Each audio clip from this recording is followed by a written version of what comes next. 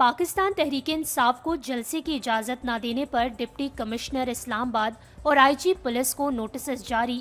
اسلام آباد high court نے P T I کو اسلام آباد میں جلسے کی اجازت نہ دینے کے خلاف درخواست پر ڈپٹی کمشنر اسلام آباد اور آئی جی پولیس سمیت دیگر فریقین کو نوٹسز جاری کرتے ہوئے کل تک جواب طلب کر لیا ہے۔ اسلام آباد ہائی کورٹ کے چیف جسٹس عامر فاروق نے کیس کی سماعت کی۔ پاکستان تحریک انصاف کے وکیل شیر افضل مروت نے کہا کہ آئی جی اسلام آباد نے سیکیورٹی تھریٹس کو وجوہات بنایا ہے۔